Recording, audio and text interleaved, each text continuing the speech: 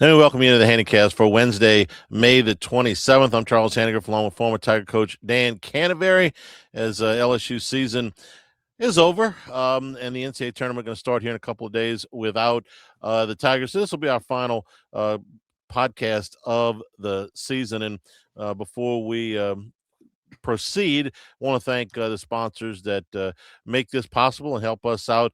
Dependable Storage, China Italian Restaurant, USSSA here in Baton Rouge, everything LSU.com, and Marucci Sports. They've all been very, very good to us, along with Dana Brown, the law office of O.C. Brown. Those guys have helped us out a tremendous amount. So we certainly appreciate that, as it's the end of what has been a long year, Dan.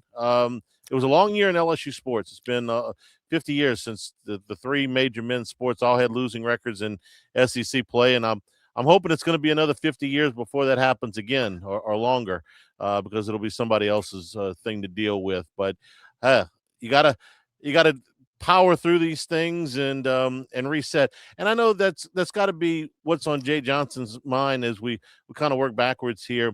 In the first days following the end of the season, he's got to be thinking, okay, what do I have on the current roster in my locker room right now that I'm ready to move forward with, and what pieces players are going to move other places, and then you move on to the draft. Yeah, I'll tell you what, this is the most important exit interview period that Jay's ever had, or I think any coach has had in the last 50 years. I mean, that's where you find out where your players are. You talk to each player, you see who's coming back or who wants to come back. You give them their role that you think they're going to have if they are coming back. And then guys, especially now, guys looking to hit the portal, guys looking to send to the portal. Remember, every guy that goes to the portal isn't necessarily on his own decision. Sometimes it's Jay's decision. So it's an important time of year. And one thing I know is Jay's committed to put the best team on the field that he can next year, and I think he's committed to do that. And I don't think anyone is going to work harder than Jay Johnson to get that done. Dan, walk me through the exit interview process, and when you talk about bringing guys back for next year, I think, you correct me if I'm wrong, I think this is harder now than when you guys were doing it, because you didn't have the massive amount of people in the transfer portal, even though you were bringing in junior college guys that they have to now. So when he talks about players that are on the current roster and their role for next season, a lot of those, or at least some of those, are kind of in flux because you don't know what the transfer portal is going to look like in a couple of weeks. Yeah, I mean, but it's kind of a unique situation from where we were when I was coaching. It was about scholarships were renewed every year. We're going to bring you back. We're going to either up your scholarship. We're going to keep your scholarship. We want you back. It looks like you're going to be the starting second baseman once you work over the summer, blah, blah, blah. Okay, now it's kind of like, okay, listen, here's what we got for you next year. We paid you X amount of dollars, but we're going to cut that so you didn't have a good year. We'll keep your scholarship. So it's more of a job interview, end of the year job review than it is, baseball and scholarships the way it used to be. So it's a different dynamic. Same philosophy, though. If a guy is supposed to be playing in a certain role and Jay's not happy, he's going to tell him that, and he's probably going to cut what he gets in compensation for what he's doing. If the young man is not happy with that, then he's going to hit the portal. Jay may be not happy with what the kid was brought in for and say, listen, we're not going to renew anything. You should hit the portal. So it's kind of a double-edged sword. Some of it is the players are leaving. Some of it is the players are forced out. And unfortunately, that's the world we live in now. And those exit interviews, it gets real. And they're time-consuming and very stressful on both the players and the coach. But the coach has to do all 34 of them. The player has to do one. So it's tough on the coach. Yeah, and I was going to ask you, after a season like this, it can't possibly be that some of these things aren't going to get heated, because things didn't go the way the coach or the players wanted them to go. Now, you guys didn't have a season like this, but not every season ended in a College World Series championship. What happens? You don't have to name names, but if you give me an instance, what happens when these things get kind of a little bit testy? Yeah, you just have to, as a coach, you just got to wear it. There's nothing you can do. The way it is, Charlie, it's basically some people come in and they get fired. And especially now with the money involved, it really is a job. You were coming in to hit X amount of homers, bat in a 4-hole, and drive in X amount of runs, and you didn't do that. So we're either going to cut your pay and let you have a chance to do it again, or we think you should find another place to go work. And we've got some other people we're going to look at that maybe they can do it. And I mean, that's really what it is now. It's basically, the end of the year, it's a job. It's a job interview. It's a job, assessment. And when it gets testy, the one thing is in college, it's just the player and the coach. I've had exit interviews in high school or even youth league baseball with the parents involved, and that's different. And of course, there's not money involved there, but playing time and other things involved, those probably get testier than in college because, in college, you have the recruiting process, the interview process when they come in, and everybody pretty much knows what the expectations were. And if they weren't met, I think everybody pretty much knows what's going to happen in that meeting, and they're hoping for the best and prepared for the worst. Yeah, I was going to ask about the agents being involved, but they're not in that particular meeting. I suppose that's it's the player and the coach. Yeah. We're brought to you by the Capital Area USSSA baseball affiliates. All levels and skills hosting league play and rec all-star divisions this summer. Call Lane Petrie, 771-9095, 771-9095. That's area code 225 for the Capital Area USSSA affiliates. And Cina in downtown Hammond, upscale Italian restaurant serving traditional dishes in contemporary fashion, an abundance of fresh local produce in the ways of old. Cina, creating a unique dining experience and providing a fresh and inclusive atmosphere that can be enjoyed by everyone in the heart of downtown Hammond. Cina Italian restaurant. All right, as we look towards next season, let's first, Dan, the pitching was not what anybody wanted this year, coaches, players, etc. And there's a stat that I can't get out of my head, which is that this team again led the Southeastern Conference in strikeouts, but they also led the conference in walks and wild pitches. So when you have those two, I mean, if you lead the league in walks and wild pitches, that suggests a command issue. But if you lead the league in strikeouts, you're throwing enough strikes at least. Explain that contradiction to me, if you can. If you're leading the league in strikeouts, that means you have nasty stuff. Meaning you have swing and miss stuff, which is what everybody's looking for. If you lead the league in walks and wild pitches, okay, that means that you don't have command over that stuff. So it's kind of a hit or miss thing. If you get ahead in the count, or you get the guy, you can either strike him out or you're going to walk him. So there's a trade-off there. And one of the things that happens when it's like that, and probably, Charlie, if you looked it up, we probably had a high pitch count quicker than any pitching staff in the country by the 5th or 6th inning, because if you're walking them or striking them out, you're throwing 5 to 8 pitches every batter. I mean, it's bottom line. Yeah, I think the stat I can give you is that nobody on this team pitched more than 64 innings this year.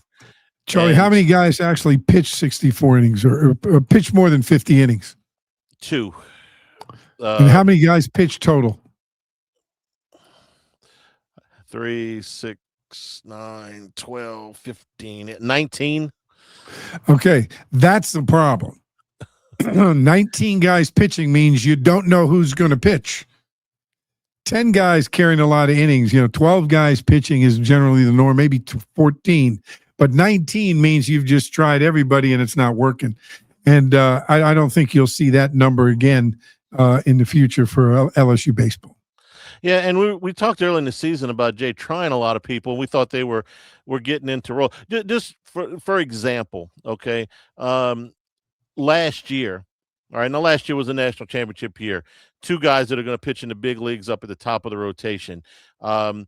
You asked me a minute ago, how many players pitched 50 innings this year? And the answer was 2. Last year, it was 6. And where nobody pitched more than 64 innings this year, Cade Anderson pitched 119 last year. and Anthony Ianson pitched 108, and Zach Cowan and Kason Evans pitched 52 apiece, mostly, but not exclusively, but mostly out of the bullpen. And Chase Shores through 63 innings. That was mostly, well, I say mostly in relief. That's not really true. The first half of the season, he was a starter. The second half of the season, he was a reliever. So I think I said 6 guys. 5 guys that threw better than 50 innings last year, and they were all really, really good.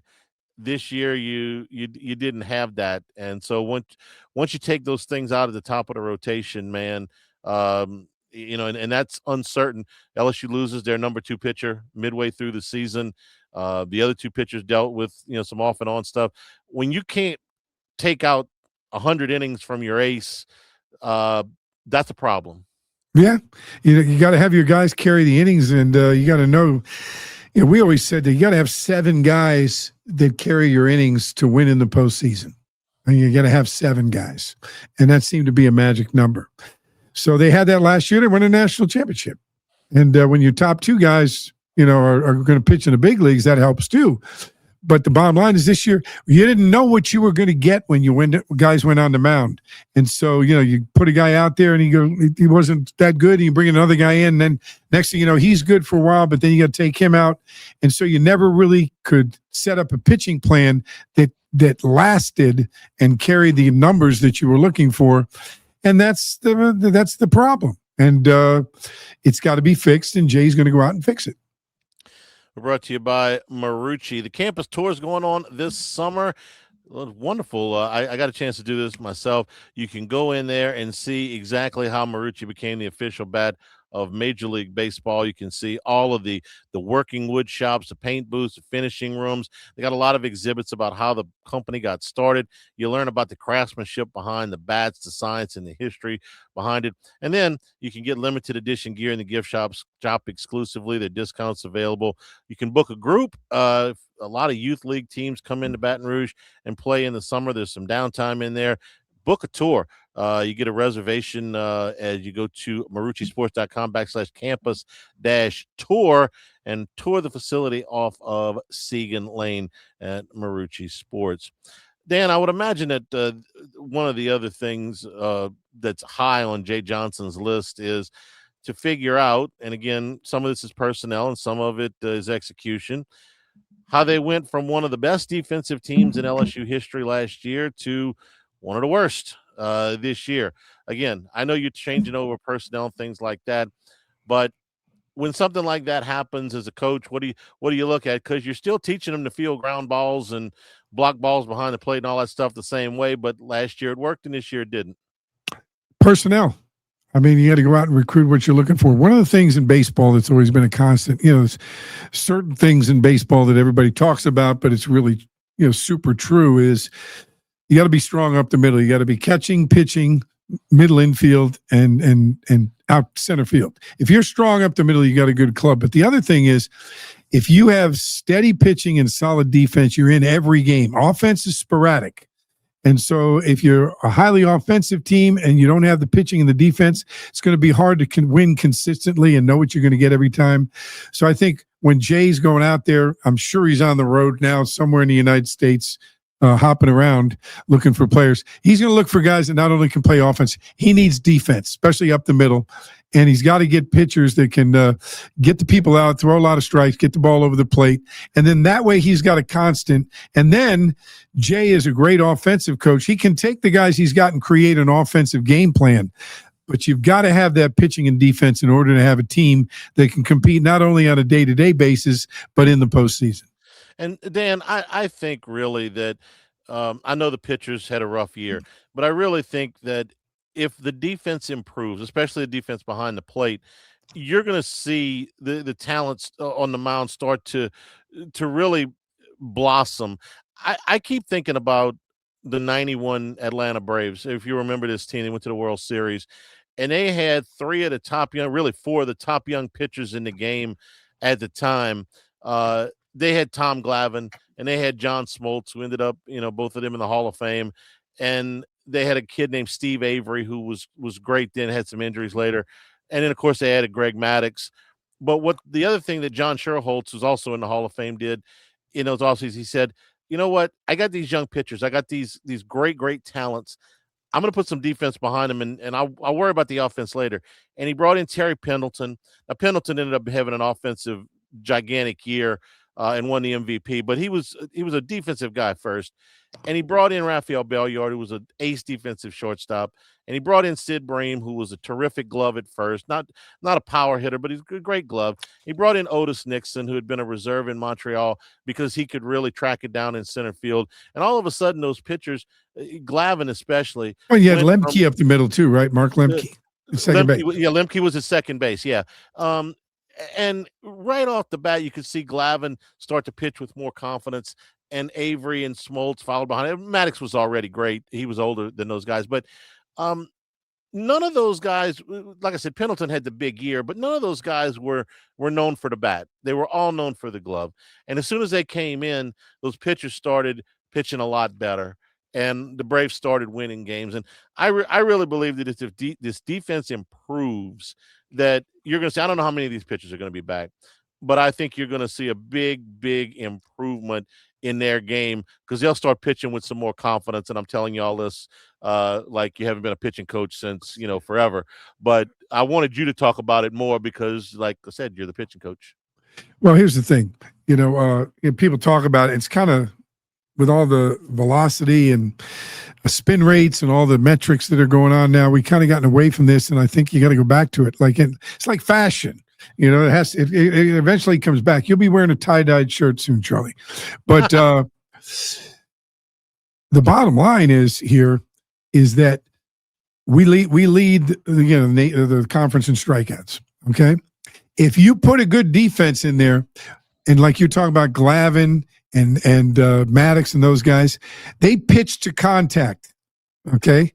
If you have a good defense, you can pitch to contact. You can pitch to make guys take bad swings or can't get off their best swing, and then take the law of average to work in your favor. If you don't walk people and you don't make errors and you make them hit the ball, that means you're going to get one hit an inning and nobody scores.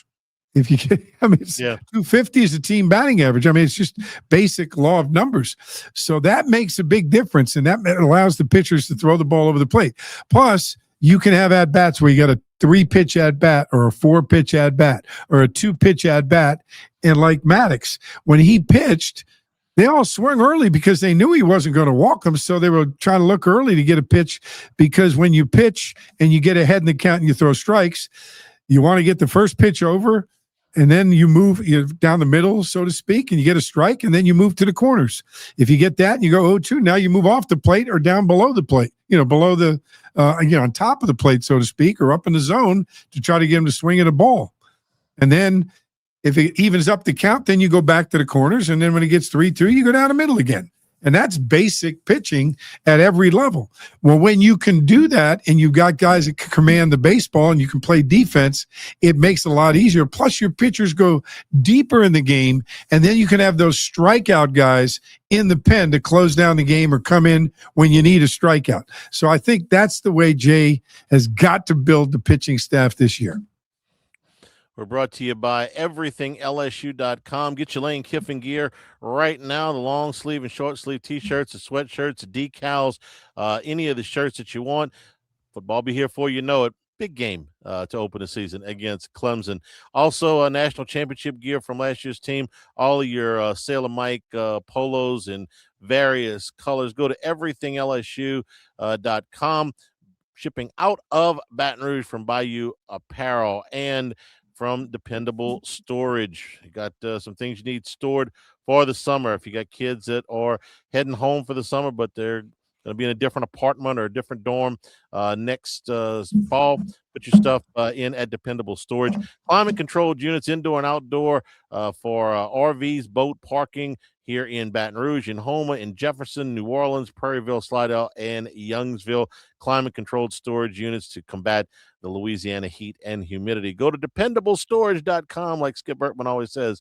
Dependable Storage, we want your stuff. All right, Dan, it was really strange on Monday not to have the selection show on with waiting for LSU's name to come up, see who was coming to Baton Rouge, or a couple of years where LSU was going. But that's the way that went. Given that and the bracket, any thoughts about who you like going in the NCAA tournament? Somebody you saw this year and go, you know what, they got everything they need to win a title. Well, first of all, Charlie, I always root for people. I root for three teams. LSU and Miami, I know are two of them. Who's LSU and Miami, and I root for Ole Miss because old Mike Bianco. Okay, all right. And I think really you got to look at it realistically. Georgia's got one of the best teams in the country. And if they play to their potential, they're going to be a force to be reckoned with. I think another program that's got a shot to really get it done is Texas. And so, you look at those two schools. Of course, we know them from the SEC. Nationwide, other teams,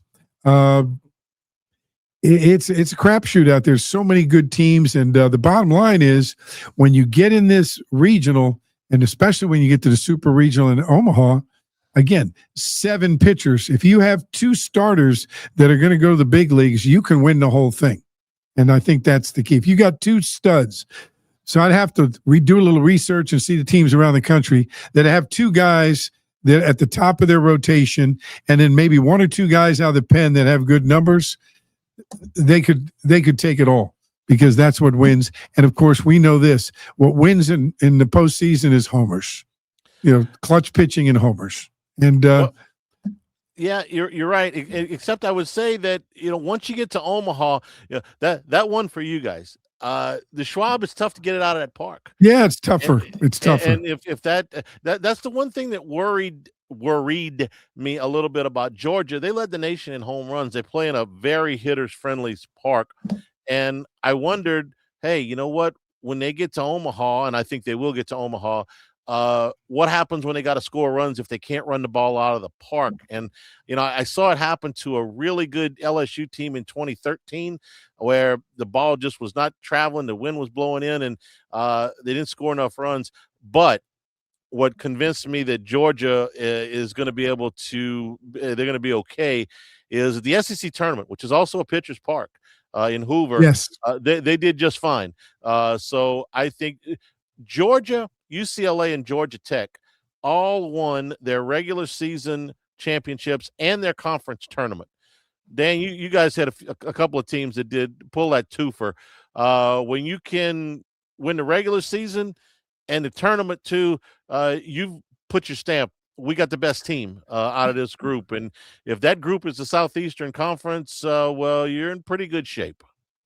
Gives you a lot of confidence going into the postseason. Of course, as a coach, you always worry, maybe we did too well in the tournament and we're going to get cold, because you're always worried about hot and cold. Yeah. But I think you're right. Yeah, when you mention those teams, UCLA, I know, has a really good team. I've just got to dig in and see, because, you don't see them on the West Coast as much. And, of course, Georgia Tech, a real good team as well. So it'll be interesting. Winning your conference tournament, win the regular season means you're consistent. And, again, when you're talking about getting to Omaha and whether you can win in Omaha, the bottom line is the teams you get to Omaha, you may get there with the home run, you may get there with solid pitching, but when you get there, everybody's the same. And so somebody getting there, it's anybody's ball game when you get out there. I think it's going to be a great, College World Series playoff, NCAA tournament playoff. I think there's a lot of parity now. I think there's a lot of teams. Everybody has good players. I think with NIL and the way the things have with the transfer portal, everybody can have a good team that's about the same amount of talent. In the old days, people would all kind of flock to one conference or another, or one team or another. So back in the old days, you'd have 25 teams that had a chance to go to Omaha. Now you have 50. And so I think it makes a big difference. I'm going to give you 2 more teams before we wrap up that I think can win it all that I saw this year, and that is Auburn and Florida. Auburn, I really like that team. They got 2 terrific arms up at the top of that rotation. But, Dan, they were in the top 3 I did this at the end of the regular season. I think it's still a good stat. Top 3 in hitting, pitching, and fielding in the Southeastern Conference with 2 dominant arms up at the top. Butch Thompson has gotten close with this team before. I think they've got a shot to make a run. And what I really like about Auburn is they were closer to the bottom than the top in home runs in the SEC. Why do I say that? Well, what I just said a minute ago, you get to Omaha, homers are tough. So if you can win without hitting a homer, which Auburn has proven that they can do, I think you're going to be a tough out. They're a national seed, so they're going to be home all the way through Omaha. I think Auburn's got a great shot to make a deep run, and I feel the same way about Florida. Kevin O'Sullivan has been at this a long time. He's won a national championship. He's played for others. He knows what it takes in the postseason. He's got what I think is the SEC's best pitcher in Aiden King up at the top of that rotation. He's got last year's Friday night guy in Liam Peterson in a 2-hole. And I think that they really played well. They just kind of ran out of gas in Hoover, and Georgia was a little bit too tough. But I think that's a team. They're at home. They got that number 8 national seed, Dan. It was so important to go from 9 to 8 during the SEC tournament. They're going to be home all the way through Omaha. I think they get there. I think either one of those two teams could win it, in addition to the 3 what are big favorites in Georgia, Georgia Tech, and UCLA. And one more team I'm going to be rooting for, and kind of like you, I'm rooting for a guy here, our friend Will Davis. Yeah, good for Will. I want to mention that tournament for the first time since he's been there, but they've been on the move. They've been getting better each of the last 4 years. They made it into the tournament, and reports all over the place that when Will and Lamar are finished with this tournament, he'll be moving on to be the head coach at the University of Houston. So real happy for Will with his current team, his future team, former Tiger player and coach, put a lot of time in the game. I'm going to be rooting for Will this weekend. I tell you what, I'm real happy for Will, and I'm happy for his family. His dad, Randy Davis, was I actually took Randy's spot when I came on staff at LSU. Randy and I are good friends. God rest his soul. And Randy was a great man, and I'm sure that he's smiling down on Will for his accomplishments. And I'm also happy for another former Tiger, Eddie Nunez, who's the AD at Houston. That's a great hire, and the LSU brand and LSU connection carries on. And so I think that's a good marriage there, and I wish the best for Will.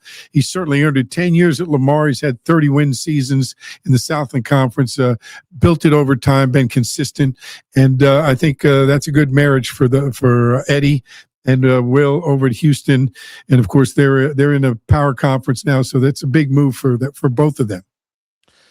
Dan, it ended before we wanted it to, but always enjoy working with you. Have a great summer, and let's see how the college baseball season ends. But thank you for everything that you've contributed to the podcast all year.